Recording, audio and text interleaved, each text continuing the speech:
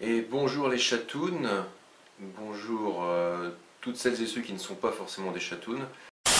J'appelle les chatounes, les comment dire, les H en F comme moi, qui suivent régulièrement ma chaîne et qui ont envie de passer de façon concrète et si possible la moins dangereuse possible, pouvoir passer en fait de leur salon à la rue, entre guillemets. Enfin pas aller à la rue dans le sens vous serez dehors, etc.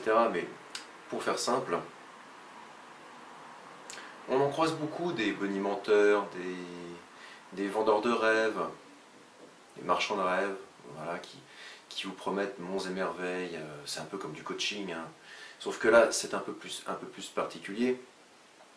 Je pourrais dire oui, se travestir c'est génial, ça n'offre que des belles choses, c'est sans risque, ça ne vous coupe pas socialement, ça ne vous isole pas. Bref, ce serait vous mentir éhontément.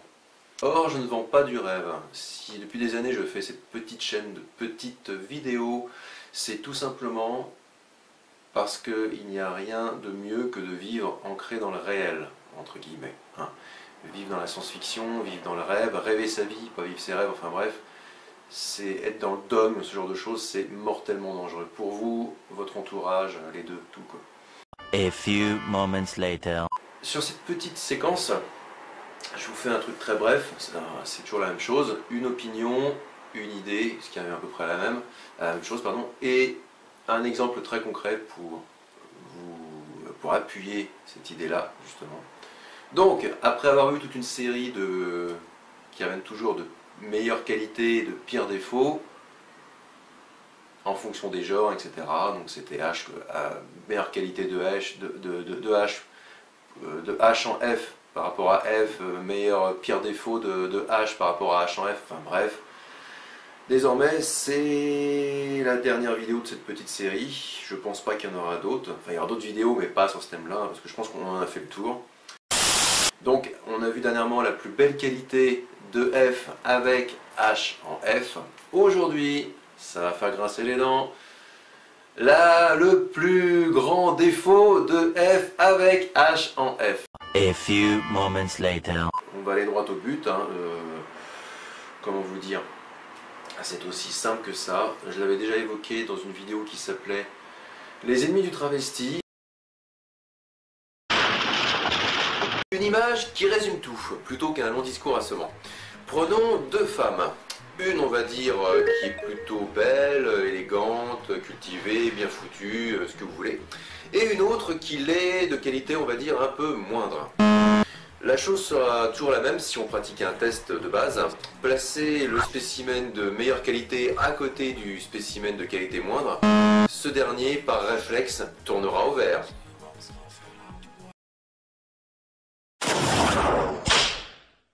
Pas ennemi dans le sens ça va pas le faire, c'est juste que il y a quelques fois où ça peut ne pas cranter, hein, comme on dit, ça ne matche pas, ça ne prend pas, la greffe ne prend pas, il y a un rejet complet.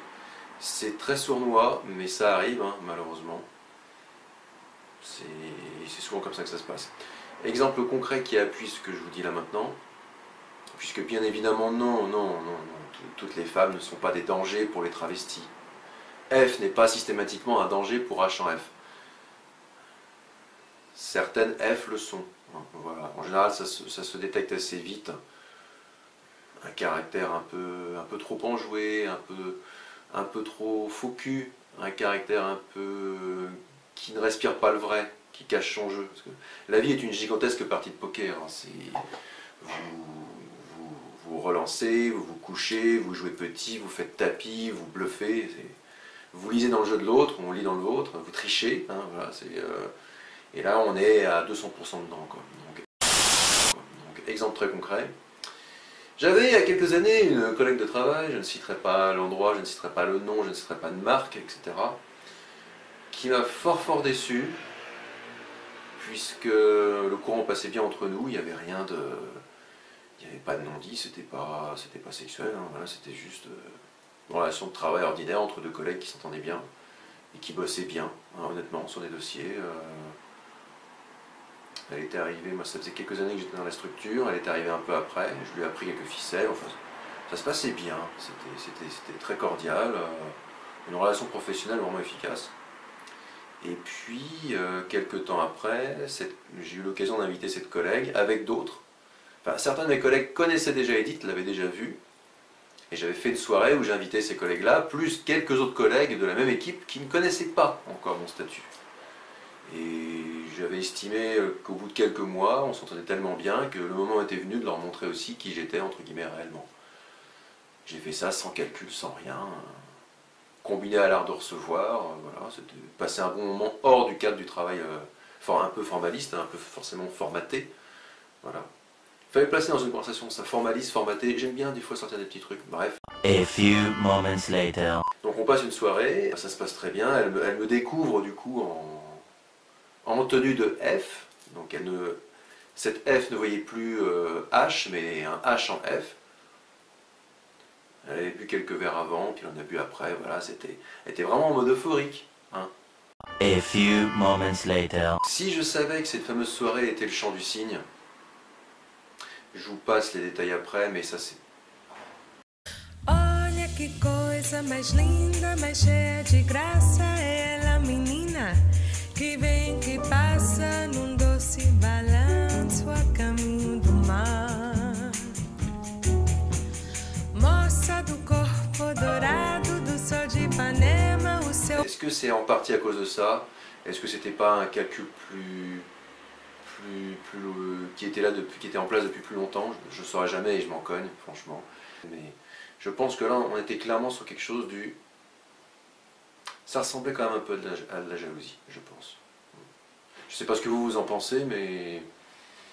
Il y avait quelque chose qui me faisait clairement penser à de la jalousie. Ça ressemblait fortement, voilà. J'espère qu'il n'y a pas eu de faux raccord. J'ai eu encore un problème de batterie. Et puis donc du coup il a fallu refaire la prise. Donc, bref, je terminais en disant que je pensais que vraisemblablement pour moi c'était une forme de jalousie maquillée, hein, entre guillemets. Peut-être que je me trompe complètement. J'ai vu assez peu de cas de F qui n'aimaient pas les H en F. Mais celui-là est quand même un peu parlant. Ça m'a un peu peiné aussi à l'époque. J'avais peut-être un peu trop investi de billes dessus en me disant voilà, t'inquiète pas, ça va bien se passer. Ne t'inquiète pas, ça va bien se passer. Enfin voilà quoi, c'était, je pense l'avoir vu comme ça. C'est le ressenti que j'ai. Je sais pas ce que vous en pensez. Donc à voir. Abonnez-vous, likez, partagez si ce n'est pas encore fait. Fin de la vidéo, cassez-vous. Merci d'avoir regardé cette petite série. Et puis bah, je vous dis à très bientôt pour de nouvelles aventures.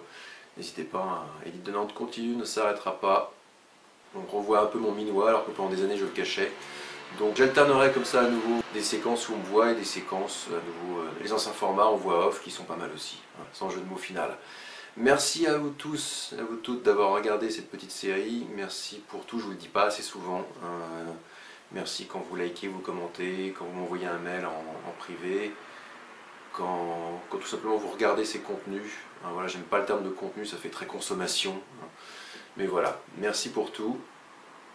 Merci de me faire confiance, merci de respecter ce que je suis. Et encore une fois, sans fioriture, sans militantisme, sans victimisation, enfin pas trop, et en étant le plus concret, le plus réaliste possible dans ce monde de brut. Voilà.